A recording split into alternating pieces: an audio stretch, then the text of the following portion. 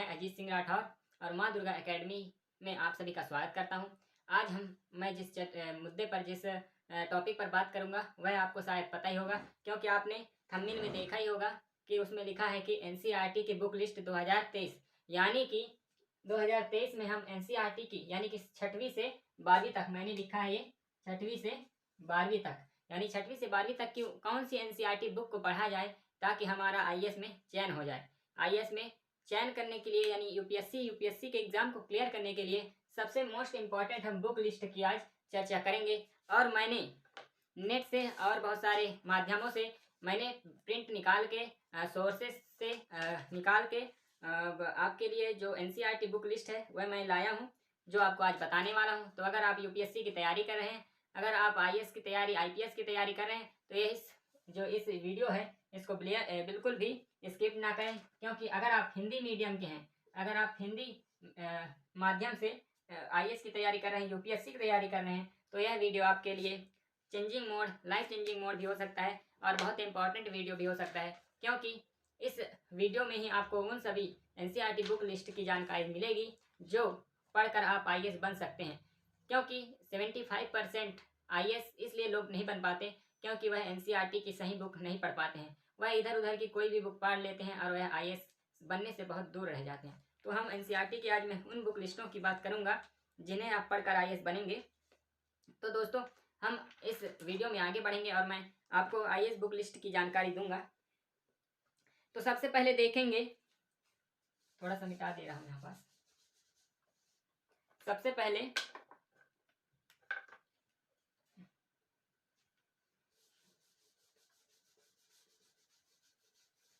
देखेंगे पहला, भारतीय इतिहास। यानी कि हम भारतीय इतिहास, यानी हम अगर हमको भारत का, विश्व का इतिहास की जानकारी लेनी है, जो बेसिक जानकारी हमें एनसीईआरटी से मिलती है, तो हम एनसीईआरटी की वह कौन सी बुक पढ़ें जिससे हमें ये जानकारी मिलेगी। तो हम इसके लिए दोस्तों, आप लिखते जाइएगा, मैं लिख नहीं रहा हूँ लेकिन आप लिखते जाइएगा, मैं धीरे धीरे बताऊंगा ताकि आप रिटर्न कर लें। अगर आप कहीं पर छूट जाते हैं बाई चांस, तो आप वीडियो को पीछे ले जाकर और अच्छे से देख के लिख लें, ठीक।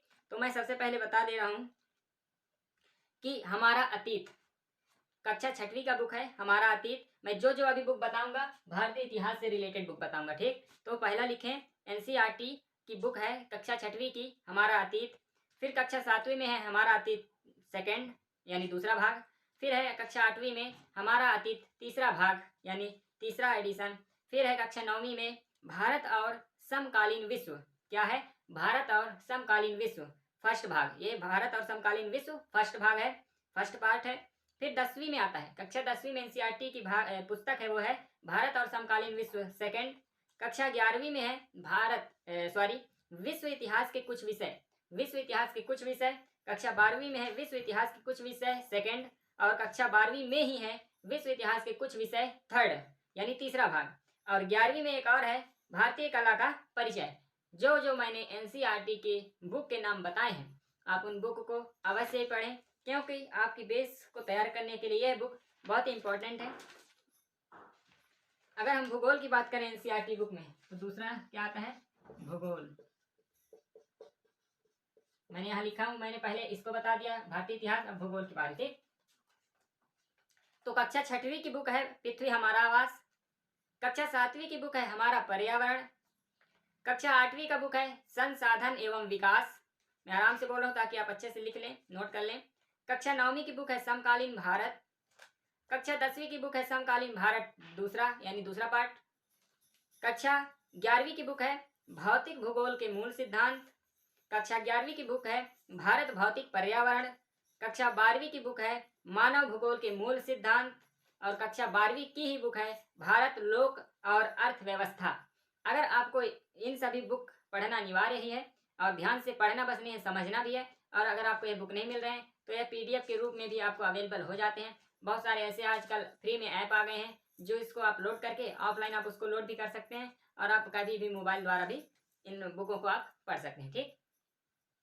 इसके बाद हम भूगोल में हो गया, फिर आते हैं भारतीय संविधान एवं राज्य व्यवस्था। तीसरा, भारतीय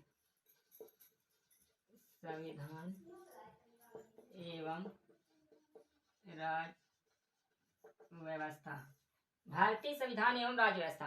जो भारतीय संविधान एवं राज्य व्यवस्था है, इसमें हम पढ़ेंगे जो एनसीईआरटी बुक 9वीं से स्टार्ट होता है। 6वीं में इनकी बुकें इंपॉर्टेंट नहीं होती हैं। तो जो 9वीं की बुक है लोकतांत्रिक राजनीति, फिर 10वीं की बुक है लोकतांत्रिक राजनीति 2, कक्षा 11वीं की बुक है राजनैतिक सिद्धांत, कक्षा 12वीं की बुक है समकालीन विश्व राजनीति, और कक्षा 12वीं की ही बुक है स्वतंत्र भारत में राजनीति 2। ये हो गए भारतीय संविधान एवं राज्य व्यवस्था के एनसीईआरटी बुक। अब इसके बाद पढ़ेंगे भारतीय अर्थव्यवस्था। चौथा मैं लिख रहा हूं भारतीय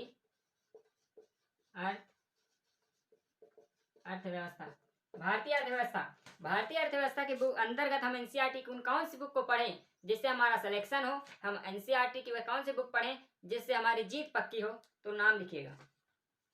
अर्थव्यवस्था के अंतर्गत इंडियन इकोनॉमी के अंतर्गत कक्षा 9वीं की बुक है अर्थशास्त्र, कक्षा 10वीं की बुक है आर्थिक विकास समझ, कक्षा 11वीं की बुक है भारतीय अर्थव्यवस्था का विकास, कक्षा 12वीं की बुक है विष्टि अर्थशास्त्र, कक्षा 12वीं की ही बुक है समष्टि अर्थशास्त्र, कक्षा 12वीं की ही बुक है समाज के बोध, कक्षा 12वीं का ही बुक है भारतीय समाज, और कक्षा 12वीं का ही बुक है भारत में सामाजिक परिवर्तन और विकास। ये सब मैं जो नाम बताया हूँ वह भारतीय अर्थव्यवस्था के अंतर्गत एनसीईआरटी के बेस से बहुत ही इंपॉर्टेंट है। आप बिल्कुल भी लाइटली ना लें, क्योंकि मैंने इसमें बहुत ही रिसोर्सेज के द्वारा इनको मैंने आप तक अवेलेबल की है।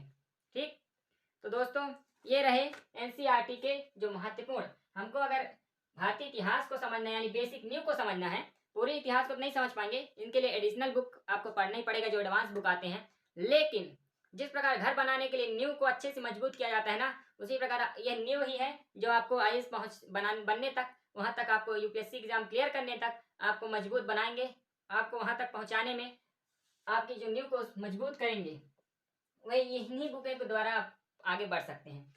तो सबसे पहले हमने भारतीय इतिहास की, भारतीय भूगोल और भारतीय संविधान एवं राज्य व्यवस्था और भारतीय अर्थव्यवस्था, ये 4 बुक के मैंने एनसीईआरटी बुक बताया है। अब इसके अंतर्गत जिन जिन बुकों को मैंने बताया है आप उनका ध्यान पूर्वक समझ यानी अंडरस्टैंड पैदा करते हुए पढ़ेंगे तो निश्चित ही आप उसमें सक्सेस होंगे।